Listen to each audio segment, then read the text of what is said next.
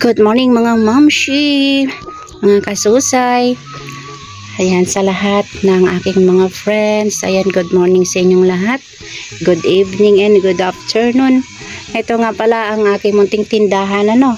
So, along ko-relate kayo dito yung may mga tindahan na mga mamshi dyan. Ayan, ang sarap mamili, di ba? Napakasarap mamili. Parang gusto mo nang ubusin yung paninda doon sa loob ng ng supermarket. Pero after nito, guys, after nito, ayan, sasakit ang ulo mo kasi iisa-isahin mo yan, lalagyan ng tab price. Titignan mo yung resibo kung tumaas o bumaba. Ayan, diba? Sakit sa ulo. And gawa ka ng gawa, pero parang wala namang natatapos. Alam niyo ba yun? Ayan, sa katulad ko na ako lang din naman ang gumagawa. So, napakahirap dahil hindi ko magagawa yan sa loob ng 1 o 2 o 3 araw sa dami niyan. Ayan, dinamayan ko na yung mga chichirya kasi mabinta talaga sa akin yung mga chichirya, lalo itong mga tag 10 pesos na yan, yung mga Alibaba na yan, yung Bekana naman. So, ito nga pala yung nasa itim na yan ay gamis yan, another gamis. Ayan, napakadaming gamis. And nato pa yung iba, yung mga drinks natin. Alam mo na, magpapasko, kailangan kapartner ng gin. Ayan. So, ayan, mamaya na tayo magkakape. Ayan yung aking kinakain na tinapay. No sugar.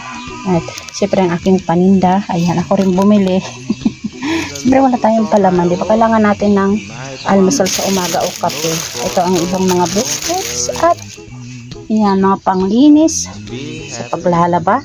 And eto pa, iisa-isahin mo yan. Ayan, ang gulo-gulo. Nakita nyo, maayos ba yan? Ang gulo-gulo, Hindi ko pa naayos.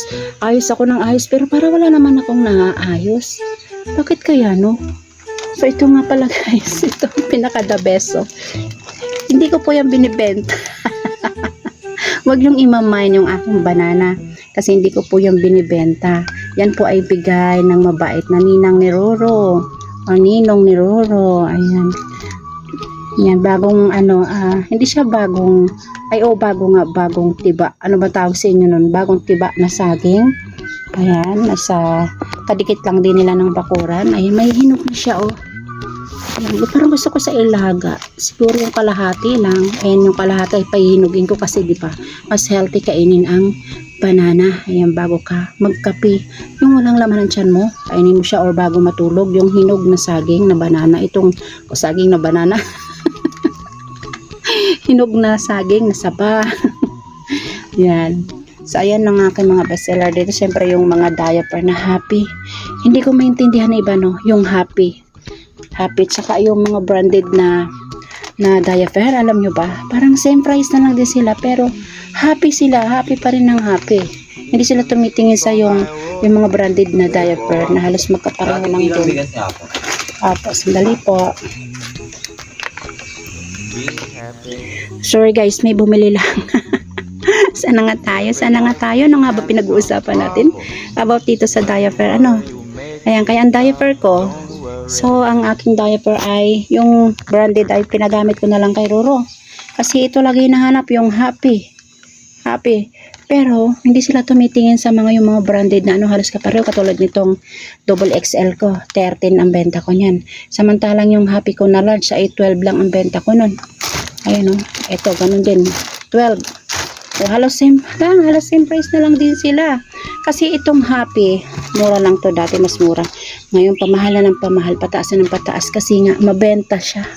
Hindi lang nahalata ng mga bumibili na talagang tumataas kapag mabenta yung isang product or diaper. So, yun lang, share ko lang sa inyo. Yung may mga babies dyan. So, ayun na. And, eto na. Paano ko aayusin to, guys? Napakadami. So, ito na ang aking munting tindahan. And, so, maglalagay pa tayo ng mga mga nakasapit dyan. Pumili kasi ako ng mga bago shampoo. Mabenta sa akin yung mga keratin. So, hindi sa akin masyado mabenta na yung mga cream cell. Kaya hindi na ako bumili. Mga keratin na lang. Cream cell pero keratin siya. Yan.